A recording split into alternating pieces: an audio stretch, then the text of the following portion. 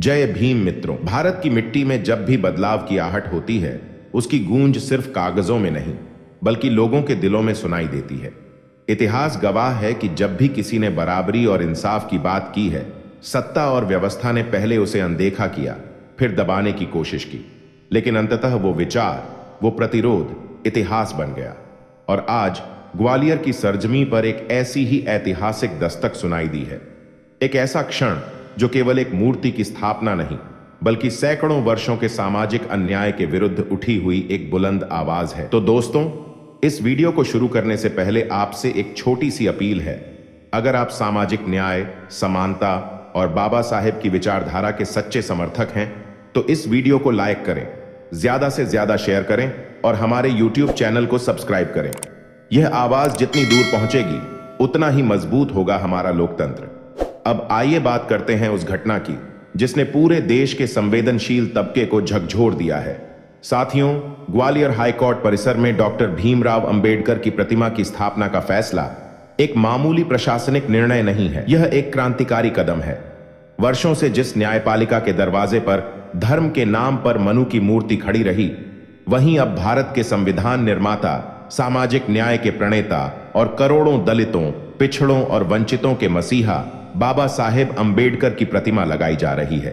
यह कोई संयोग नहीं है, यह एक सुनियोजित मांग थी, एक संघर्ष था जिसे बहुत सालों से सामाजिक कार्यकर्ता, दलित संगठनों और बहुजन विचारधारा से जुड़े वकील उठा रहे थे। सवाल यह था कि जब मनु की मूर्ति को न्याय का प्रतीक बनाकर खड़ा किया जा सकता है, तो क्या उस व्यक्ति की प्रतिमा नहीं होनी चाहिए जिसने इस देश को पहला आधुनिक और सर्वसमावेशी संविधान दिया? प्रधानमंत्री नरेंद्र मोदी की घोषणा ने इस संघर्ष को वैधता दी है। ग्वालियर में एक जनसभा के दौरान उन्होंने स्वयं घोषणा की कि हाईकोर्ट परिसर में बाबा साहेब की प्रतिमा जल्द लगाई जाएगी।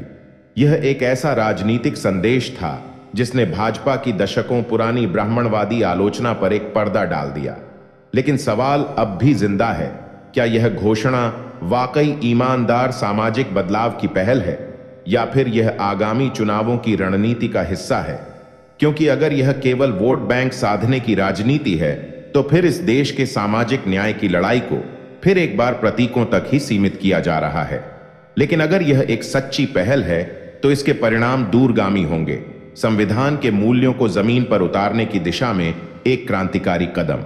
इसी बीच भीम आर्मी के संस्थापक और आजाद समाज पार्टी के राष्ट्रीय अध्यक्ष चंद्रशेखर आजाद रावण का बयान सामने आया, जो इस पूरे घटनाक्रम को एक नए मोड़ पर ले गया। चंद्रशेखर आजाद ने कहा, यह सिर्फ एक मूर्ति नहीं, यह हमारे आत्मसम्मान की पुनः स्थापना है।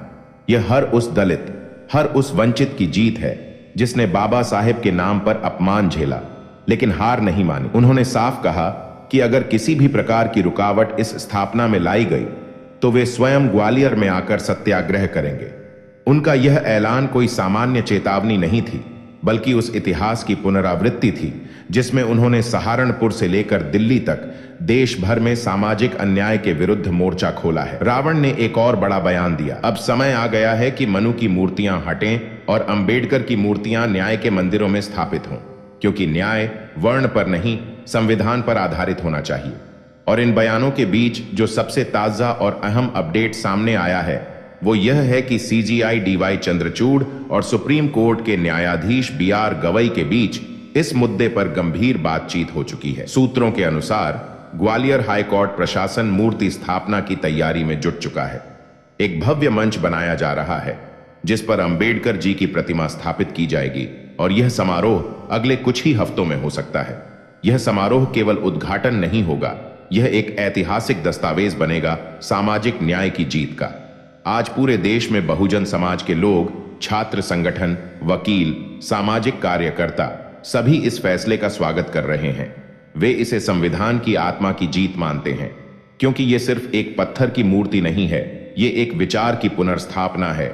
एक विचार जो कहता है कि जाति से नहीं, योग्यता से न्याय होना चाहिए, पूजा से नहीं, संविधान से समाज चलना चाहिए। इस मूर्ति की स्थापना दरअसल ब्राह्मणवादी वर्चस्व को सीधी चुनौती है। ये मूर्ति मनुवाद को बताती है कि अब उसके प्रतीकों को लोकतंत्र की छांव में जगह नहीं मिलेगी। अब समय बाबा साहेब के विचारों का है। अब न्याय उन्हीं की छत्रछाया में फलता फूलता नजर आएगा। तो साथियों, यह मूर्ति अब सिर्फ ग्वालियर हाई कोर्ट परिसर में नहीं लगेगी, यह देश के हर उस इंसान के दिल में स्थापित होगी जो संविधान को अपना धर्म मानता है और बाबा साहेब को अपना मार्गदर्शक। अगर इस खबर को आपने दिल से महसूस किया है तो इसे एक आंदोलन का रूप दीजिए। इस वीडियो को आगे भेजिए, चर्चा कीजिए और सवाल उठाइए, क्यों आज भी संविधान निर्माता को न्याय के मंदिरों में जगह पाने के लिए संघर्ष करना पड़ता है। दोस्तों, अगर आपको यह वीडियो और यह जानकारी पसंद आई हो तो इसे लाइक करें, शेयर करें और हमारे चैनल को सब्सक्राइब करें। मिलते हैं अगली बार एक और सच्चाई, एक और लड़ाई और एक और उम्मीद के साथ। तब तक के लिए संविधान जिंदाबाद। बाबा साहेब अमर रहें।